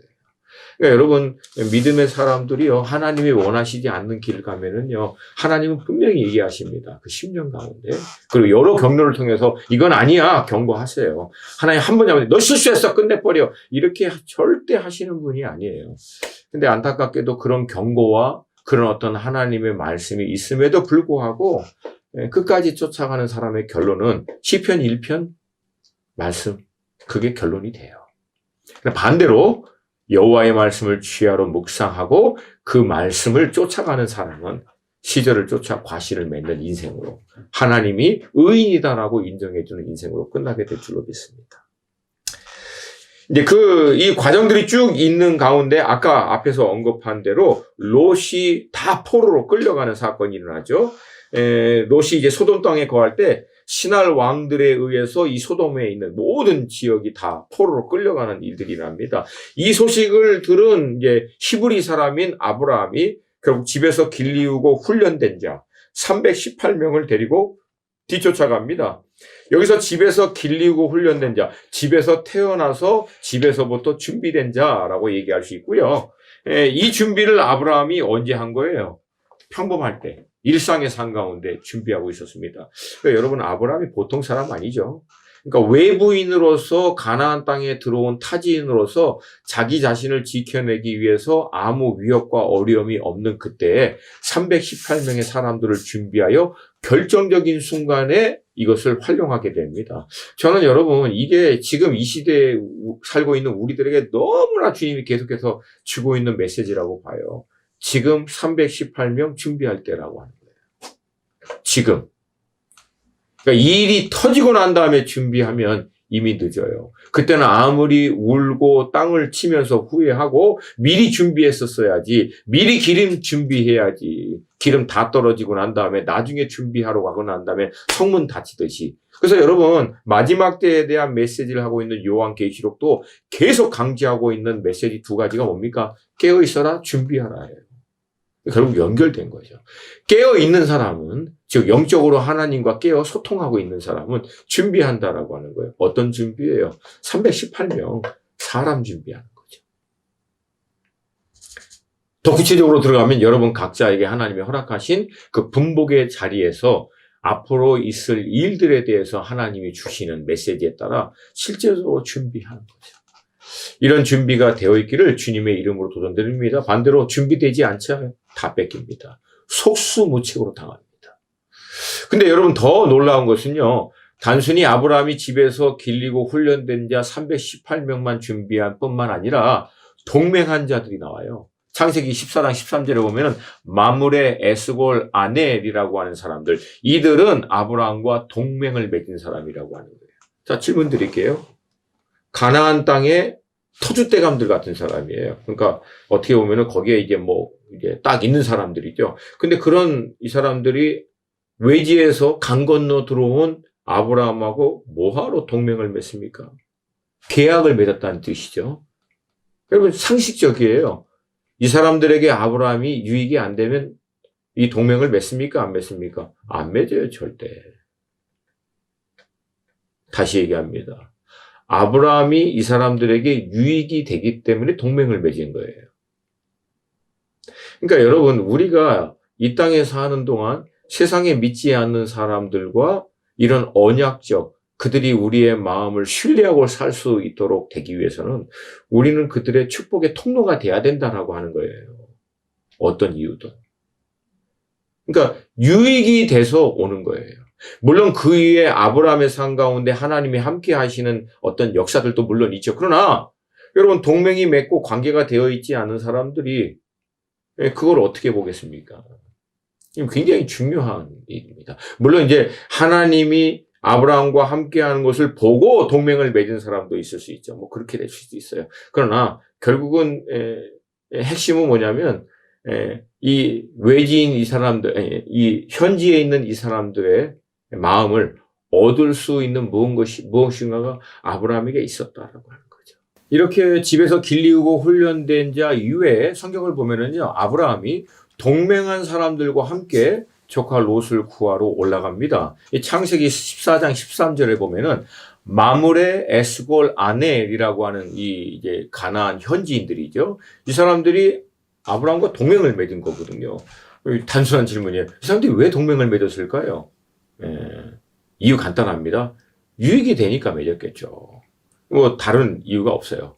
근데 왜 유익이 된다라고 봤을까요? 이제 여러 가지도 있을 수 있지만 나중에요. 뒷부분에 보면은 똑같은 사건이 또 나오죠. 결국은 아브라함의 삶을 이들이 쭉 지켜봤겠죠. 외지인이 가나안 땅에 들어와서 사는데 뭔가 좀 다른 게 있었겠죠. 그리고 결정적인 것은 아브라함의 삶 가운데 자기들이 도저히 이해할 수 없는 뭔가가 계속 있는 거예요. 그거를 이제 우리는 하나님의 페이버, 하나님의 은총, 하나님이 함께 해주신 자들 가운데 나타나는 역사, 이런 거라고 볼 수 있죠. 그러니까 여러분, 결국 믿지 않는 가나안 터줏대감과 같은 사람들이 믿는 사람인 우리들에게 어떻게 보면은 동맹을 맺고자 접근하는 이유는 물론 인간성도 좋고 다 좋아요. 실력, 능력 전혀 무시되지는 않습니다. 그러나 결정적인 것은 뭐냐면 그들이 아무리 오랫동안 그들의 시스템과 스트럭처 안에서 해본다고 다 해도 그것으로는 도저히 이유를 설명할 수 없는 아브라함의 삶 가운데 있는 하나님의 페이버, 은총. 결국 그들도 이걸 본 거죠. 그래서 결국은 아브라함에게 그 동맹을 맺자고 요청한다라고 볼 수 있죠. 이게 비록 시간이 걸려요. 그러니까 시간이 걸리지만 이것이 결국은 세상을 변화시키는 키라고 저는 믿습니다. 물론 실력과 이 능력을 전혀 할 필요가 없다. 그런 의미는 아닙니다. 318명도 준비했잖아요. 근데 이 318명뿐만 아니라 그는 주변에 있는 사람과 동맹을 맺을 수 있을 만큼 그들의 마음을 움직인 거죠. 그게 키는 바로 아브라함의 삶 가운데 함께했던 하나님의 은총이라고 볼 수 있습니다. 자, 그렇게 조카 롯을 비롯하여 모든 빼앗긴 것들, 재물들을 다 모아서 돌아올 때 두 사람이 아브라함을 맞이합니다. 첫 번째 사람은 살렘 왕 멜기세덱이라고 하는 분이시죠. 이게 바로 이 멜기세덱의 반차를 쫓아서 대제사장으로 오신 예수 그리스도를 암시하고 있는 인물이죠. 이 살렘 왕은요, 그렇게 돌아오고 있는 아브라함을 맞이할 때 떡과 포도주를 준비하고 아브라함을 맞이합니다. 그리고 전쟁을 치르고 돌아온 아브라함을 그렇게 어떻게 보면 섬긴 거예요. 그러니까 여러분, 굉장히 이게 중요한 거예요. 그렇게 돌아온 아브라함을 잘 준비해서 섬기고 난 다음에 아브라함을 마음껏 축복하고 아브라함을 통해서 놀라운 일을 행하신 그 하나님께 영광을 돌립니다. 이게 굉장히 중요합니다. 근데 여러분 반대로 또 한 인물이 나옵니다. 소돔 왕입니다. 이 사람은요, 다짜고짜 딱 한마디 합니다. 어떻게 해요? 딱 계산하고요. 물건은 네가 갖고 사람은 내게 보내라. 그러니까 아브라함을 맞이하고 그를 섬기고자 전쟁하고 돌아왔으니까 얼마나 지쳤겠습니까? 그러니까 이 아브라함이라고 하는 인물에 대해서는 별로 상관도 안 해요. 그리고 돌아올 때 어떻게 계산해서 마무리할 것인가 이것만 신경 쓴 거예요. 나중에 여러분 아브라함이 이 소돔 왕의 이 재물을요 하나도 손 안 댑니다. 이유 하나죠. 나중에 소돔 왕이 그때 줬던 재물로 아브라함이 부자가 됐다. 내가 이런 말 들을까봐 네 거는 하나도 갖지 않겠다. 그렇게 얘기합니다. 여기서 굉장히 중요한 두 가지가 있어요. 첫 번째, 우리가 성공했을 때요. 우리가 뭔가 승할 때, 잘 될 때, 우리에게 다가오는 사람들은 두 가지 모습으로 다가와요. 첫 번째 사람은 어떤 사람이에요? 그런 우리들에게 수고했다고, 정말 열심히 잘했다고 칭찬하고 격려하고 그 기쁨을 함께 누리며 하나님께 영광을 돌리는 사람이 나와요. 그리고 또 한 사람은 계산하죠. 머리 굴려서 그런 우리를 통해서 이익을 볼 것을 챙기려고 접근하는 사람이 있어요. 여러분 어떻게 그 사람들을 대할 것인가 명확하죠. 명확합니다. 그리고 여기서 또 하나, 아브라함은 그렇게 당연히 얻을 수 있는 물질, 이것 가운데서도 행여나 그 물질이 하나님의 영광을 가리키고 하나님의 어떤 그 영광을 만약에 빼앗는 것이라면 그 물질을 당연한 것임에도 불구하고 취하기를 거부합니다. 이거 굉장히 중요한 결정이죠. 여러분, 이때 아브라함이 이 물질을 취하는 거는 당연해요? 안 당연해요? 당연합니다. 근데 왜 안 했죠? 소돔 왕이 행여나 아브라함이 부자가 된 게 자기 덕분이라고, 하나님의 축복이 아니라 자기가 그렇게 한 거라고 할까봐, 하나님의 영광을, 하나님의 이름을 뺏어갈까봐 그 물질을 하나도 취하지 않습니다. 그러니까 여러분, 우리의 물질이, 우리의 축복이 하나님의 영광, 하나님의 이름을 가리게 되면 나는 그것을 기꺼이 내려놓겠다 라고 하는 모습을 아브라함이 보여준 거죠. 이거 쉽지 않아요. 할 수 있어요. 성공 안 해봐서 그렇고요. 그렇게 어마어마한 물질이 없어 봐서 그래요. 없을 때는 쉬워요. 그렇게 얘기하는 게. 있을 때가 어렵습니다. 그리고 난 다음에 이제 나중에 아브라함이 99세가 되었을 때, 그러니까 75세 때 하나님이 초청하고 95세가 됐을 때 이게 24년이 된 거죠. 그때 하나님이 아브라함을 불러서 아브라함의 이름과 사라의 이름 바꿉니다. 아브라함에서 아브라함, 사레에서 사라. 그래서 열국의 아비, 열국의 어미로 이름을 바꾸고 하나님이 그렇게 그들을 행할 것에 대해서 확증하는 표로 할례를 행할 것을 명합니다. 이때 아브라함이 이제 하나님께 약간 좀 뭐랄까요? 신뢰를 못한 거예요. 그래서 이스마엘이나 하나님 앞에 살기를 원하나이다. 이제 이스마엘을 통해서 하나님 그렇게 하세요, 그냥. 근데 하나님이 그렇게 안 한다고 그랬죠. 하나님의 언약에 의해서 사라를 통하여 이삭을 낳게 하고 그의 후손을 통해서 하나님이 이루실 거라고 얘기합니다. 근데 이제 어떻게 보면 이제 잘 못 믿은 거죠. 이제 뭐 약간 좀 어떻게 보면은 이게 나이가 이게 한두 살 이렇게 된 게 아니라 육신으로 볼 때는 거의 소망이 없는 때가 된 거거든요. 근데 여러분, 중간엔 조금 의심했고 어떻게 보면 하나님의 약속의 말씀을 온전히 순종하지 못했던 것이 맞았음에도 불구하고 여러분 결론은 이렇게 얘기합니다. 아브라함이 하나님의 말씀을 온전히 취하고요. 자기를 비롯해서 집안에 있는 남자들에게 전부 다 할례를 행합니다. 그러니까 여러분 아브라함의 삶을 보면은요. 중간중간마다 실수도 하고 연약한 모습도 참 많았지만 결정적인 순간에는 하나님의 말씀에 순복해요. 뒷부분에도 그렇고. 그러니까 중간에는 자신 안에 있는 내적인 갈등, 연약함, 실수를 위해서 참 부족한 게 많이 보이지만요. 결정적인 순간에는 하나님의 약속의 말씀을 믿음으로 취하고 그 말씀에 순종합니다. 근데 안타깝게도 반대로 하는 사람이 있어요. 뭐 그만 잘해가는 것 같은데 결정적인 순간에는 신뢰하고 순종하지 못하는 사람들. 그러니까 이게 어떻게 보면은 동일한 신앙생활을 하는데 그 차이는 확연히 다릅니다. 우리가 그전에도 나눈 것 것처럼 신앙은요. 완만한 원곡선을 이루면서 성장하지 않아요. 어느 누구 성경적인 인물도 그렇게 되지 않습니다. 시즌이 확 바뀌어가면서 성장합니다. 그 시즌이 결정적으로 바뀜 때가 어떻게 냐면 선으로 쭉 가다가 점프하는 거예요. 쭉 가다가 또 점프. 그래서 다음 레벨로 들어가면서 성장해가는 거예요. 근데 그렇게 다른 시즌으로 점프하는 결정적인 순간이 뭐냐면 하나님의 말씀에 결정적으로 순복하는 때예요. 그러니까 여러분 신앙생활을 오래 했던 분들은 이 말씀이 무슨 말씀인지 이해하실 거고요. 만약에 신앙생활을 시작하는 분들에게는 이 말씀을 명심해야 합니다. 신앙은 아무 일 없이 그냥 무난하게 늘 쭉 꾸준하게 올라가지 않아요.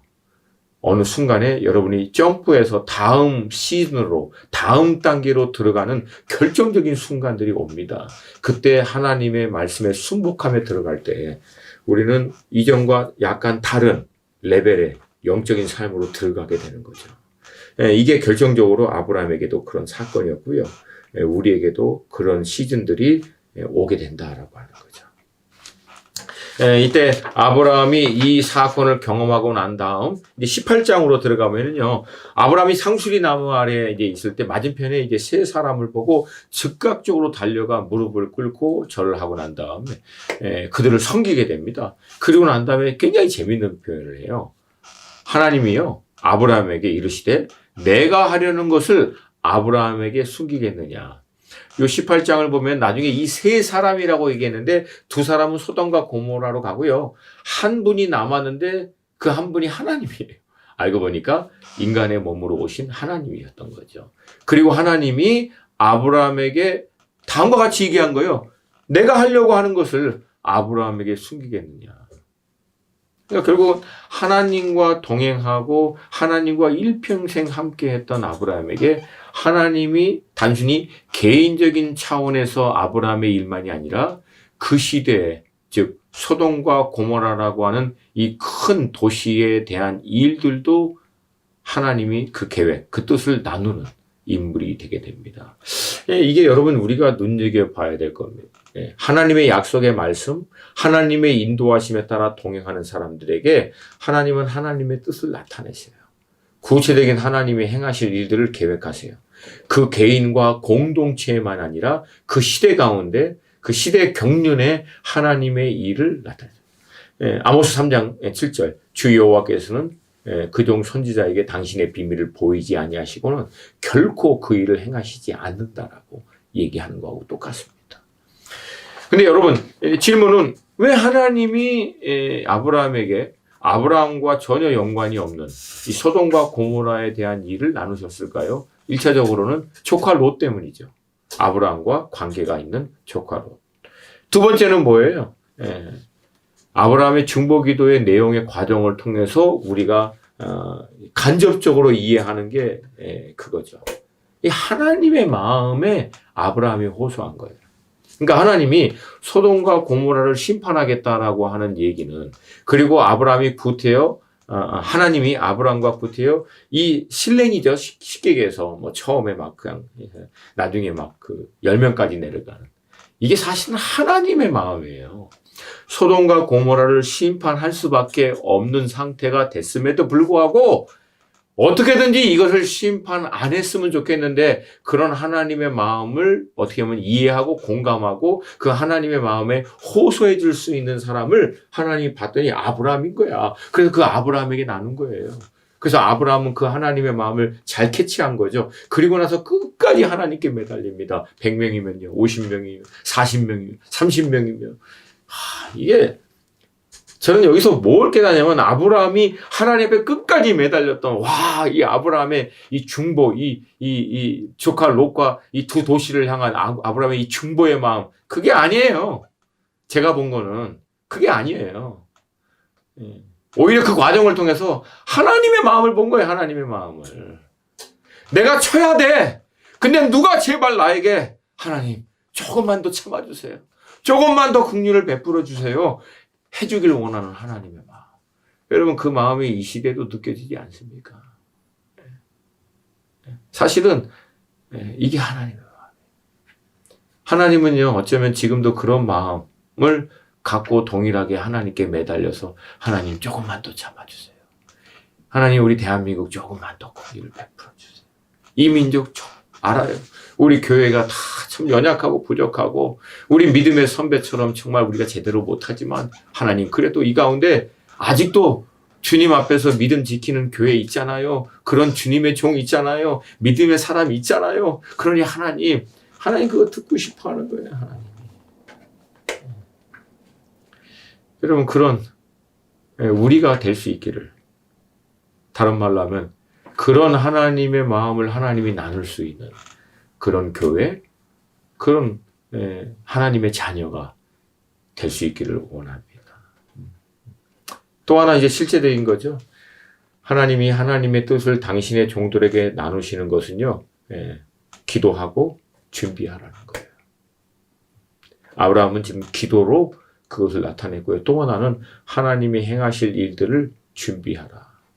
지금 우리는 이제 이 영상이 이제 다른 이제 시간대에서 볼 때는 잘 모르겠지만 지금 우리는 이제 코로나라고 하는 이 어마어마한 인류 역사 가운데 거의 없었다고 볼 수 있는, 여러분 흑사병은요 유럽만 있었죠.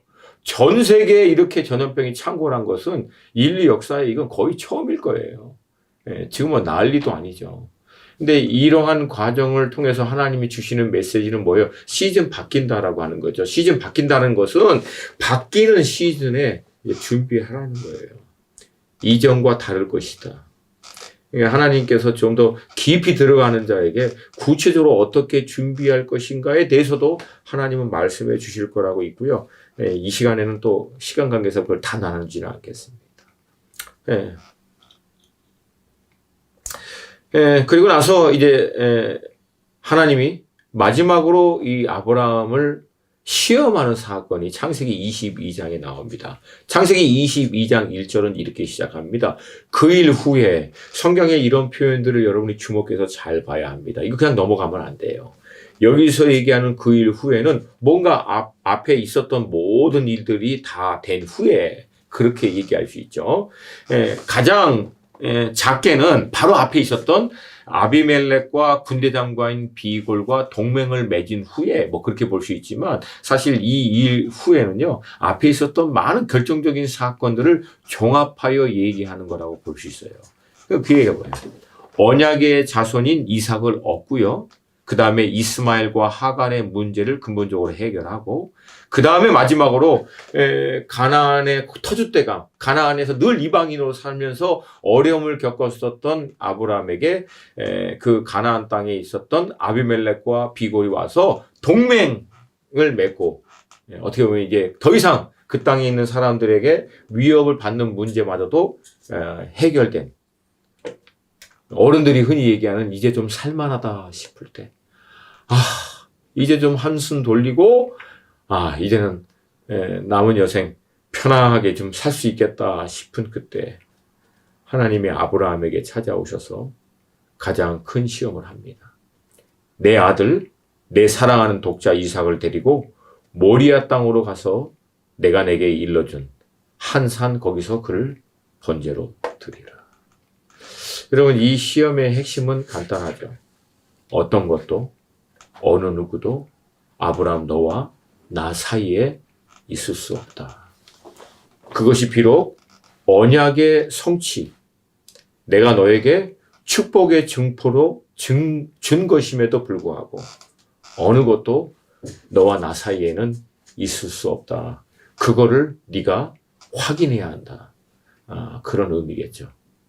여러분, 만약에 하나님이 이 시대에 우리에게도 어떻게 보면 이 동일한 이런 시험을 요구하시면 어떻게 할까요? 우리는 아마 모르긴 몰라도 우리는 아마 사단아 물러가라 막 그랬을걸요. 아니, 말도 안 돼. 지금은 더 이상 인신제사 없어요. 하나님 이삭을 바치라고 하지 않고요. 대신 뭐라고 했어요? 네 자녀를 내려놓으라고 얘기하잖아요. 무슨 말이에요? 네가 계획하고 네 생각한 대로 좌지우지 하려고 하지 말고 하나님의 뜻에 따라 그 인생을 향한 하나님의 계획과 하나님의 인도하심에 따라 맡기라. 그런 뜻일 수도 있죠. 아니면 여러분의 사업을, 여러분이 놓지 못하는 어떤 것, 결정적인 그 한 가지. 여러분, 제 삶 가운데도 그게 3번 있었어요. 처음은 결혼이었고요. 2번째는 자녀고, 마지막 3번째는 사역이었어요. 다 내려놓게 하신 거죠, 하나님. 자, 이때 이제 아브라함이 하나님의 말씀에 따라서요, 이삭을 데리고 모리아 산으로 향합니다. 그리고 이삭을 결박하고, 제단을 이제 쌓죠. 그리고 나서 그 쌓은 나무 제단 위에다가 이삭을 놓고 잡으려고 할 때 이때 하나님이 아브라함의 이름을 부른다. 아브라함아, 아브라함아. 하나님도 굉장히 급하신 거예요. 반복한 거예요. 한 번 안 불렀어요. 이때는 뭐 우리가 평소에 이해하고 있는 뉘앙스도 아닐 것 같아요. 아브라함아, 그게 아니라 야, 아브라함아, 아브라함아 이렇게 했을 것 같아요. 이건 제 표현이에요. 근데 이때 아브라함이 하나님의 이 음성을 듣고 나서 성경이 이렇게 기록합니다. 내가 여기 있나이다. 근데 이 말이 히브리 말로요. 히네니라는 뜻이에요. 그리고 이 히네니의 어원은 아브라함이 하나님에게 했던 독특한 표현이 아니고요.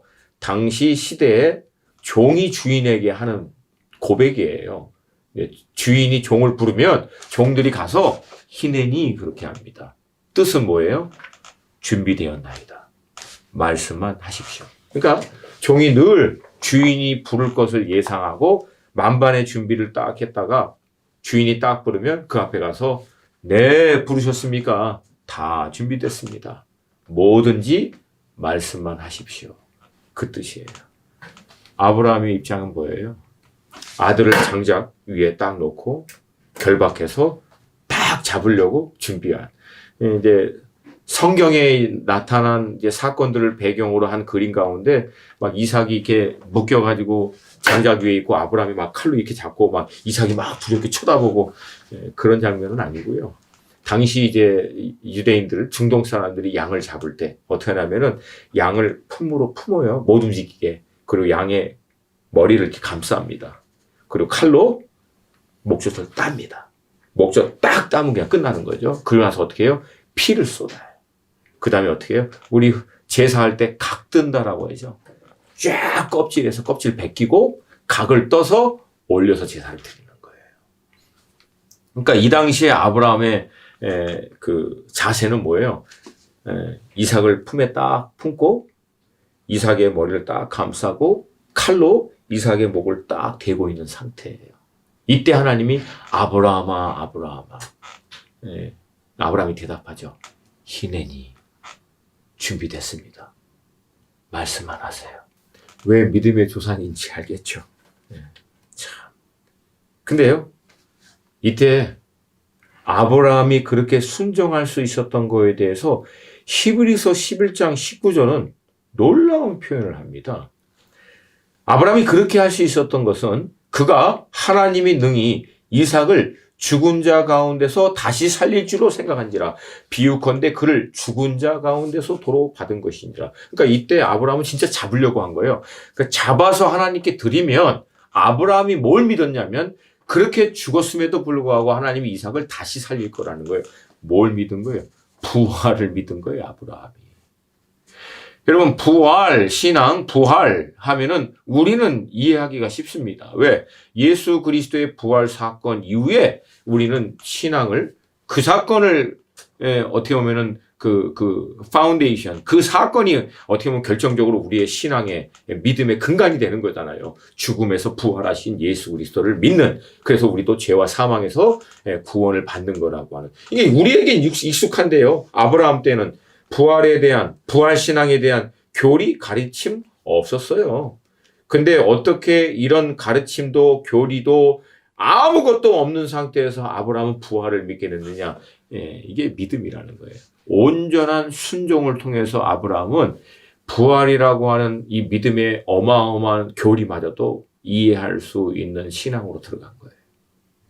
여러분, 그래서 온전한 믿음과 신앙은요, 우리로 하여금 어떻게 보면은 이론과 교리 학습을 통해서 알게 하는 이런 수준이 아니라 하나님이 우리에게 주시고자 하시는 성경에서 언급하고 있는 하늘의 모든 신령한 것을 실제적으로 믿고 확증하고 그것을 경험할 수 있는 신앙으로 들어가게 만든다라고 하는 거예요. 여러분, 그 신앙은요, 어떤 것도 흔들지 못합니다. 어떤 것도 여러분 그것은 막지 못해요.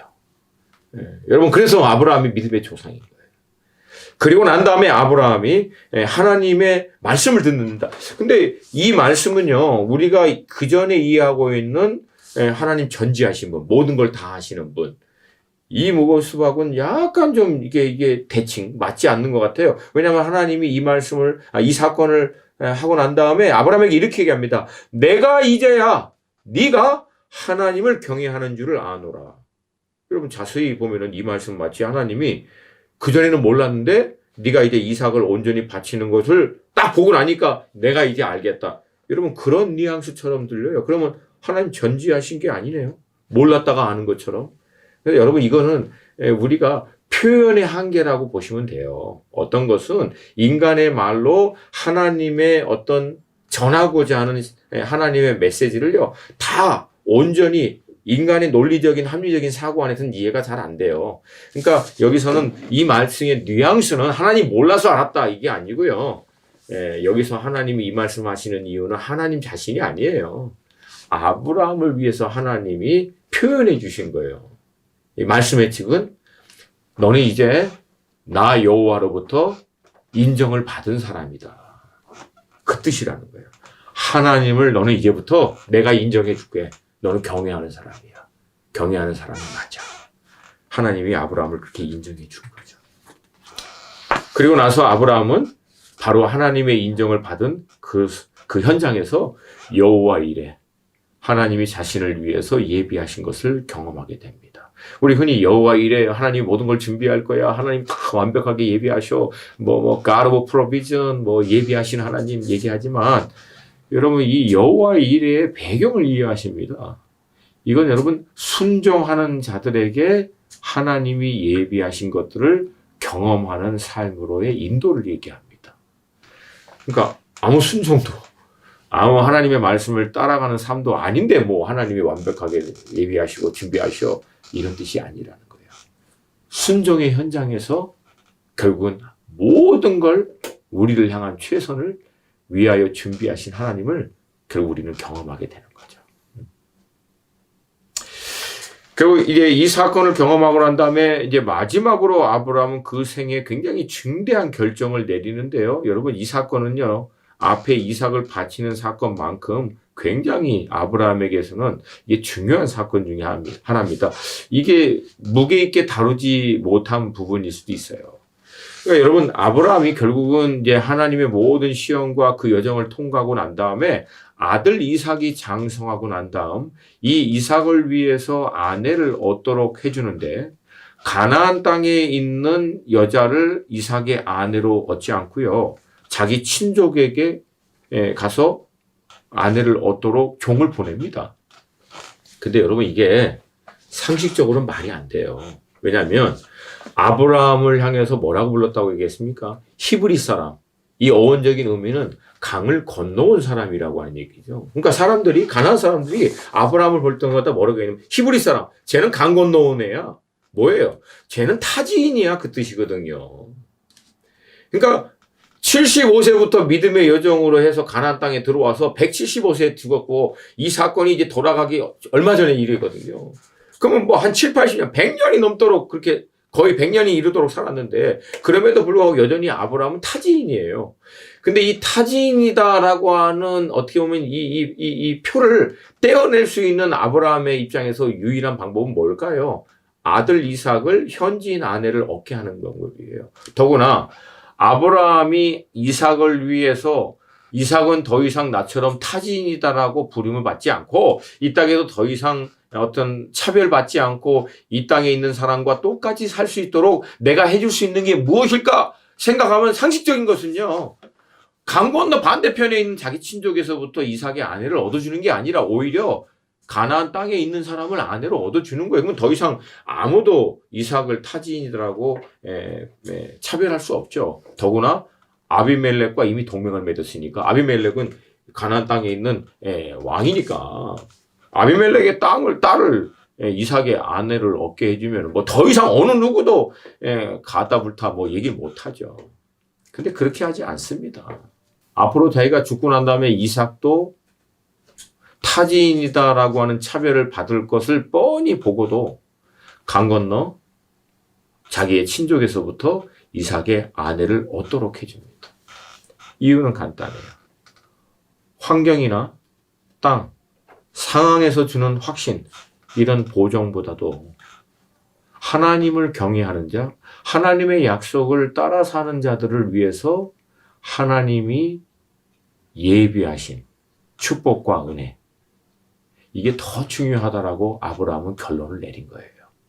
그리고 자기만 그렇게 산 게 아니라 자기 자녀에게도 그렇게 살 수 있도록 한 거예요. 여러분 이게 굉장히 중요한 사건이죠. 믿음을 평생 훌륭하게 사신 분들이 마지막에 굉장히 안타까운 이제 어떤 일들을 뭐 선교사님들도 목사님들도 또 훌륭한 장로님들도 집사님들도 뭐 다는 아니지만 간혹가다 그 당혹스러운 결정을 내리시는 분들이 나는 이렇게 막 죽을 둥살도 신앙생활 이렇게 부르심 따라 하지만 내 자녀만큼은 좀 편하게 살았으면 좋겠다. 그게 무슨 뜻이에요? 이게 굉장히 여러분 이게 조심해야 되는 얘기예요. 나는 이렇게 산 게 굉장히 힘들고 고통스럽지만 내 자녀는 전혀 이런 거와 상관없이 세상에서 잘 먹고 잘 살고 뭔가 성공하고 편안하게 그렇게 사는, 그러면 여러분 죄송합니다. 그 사람 신앙 가짜죠. 가짜예요, 그건. 평생을 살아온 것을 본인 스스로 가짜라고 결론을 내리는 것과 똑같아요. 나는 목회자지만 내 자녀는 목회자. 아우, 안 됩니다. 그 힘든 길. 나는 선교사지만 우리 자녀들은 아우, 선교사 싫습니다. 장로님들, 집사님들이 나는 막 죽을 듯 막 교회 섬기면서 이렇게 했지만 우리 자녀들은 사역자 이렇게 하기 싫다고. 가짜예요. 여러분, 믿음의 조상인 아브라함은 자기만 그렇게 산 게 아니라 자기 아들인 이삭도 자기와 똑같이 살 수 있도록 딱 준비해놓고 175세에 하나님의 부름을 받습니다. 그리고 아브라함이 그렇게 준비했기 때문에 여러분 이삭도 아브라함을 이어서 언약에 속한 하나님의 언약을 받는 자녀로 세워지게 돼요. 그래서 아브라함이 믿음의 조상이 된 겁니다. 근데 여러분 이 아브라함의 삶은 우리들에게 굉장히 중요한 메시지를 많이 줍니다. 오늘은 이제 여기까지 하고요. 다음 시간은 이제 우리 족장 시대에 이어서 이삭의 사건을 같이 다루는 그런 시간을 갖기를 원합니다. 여러분도 한 주간 승리하시고 저는 다음 주에 뵙겠습니다.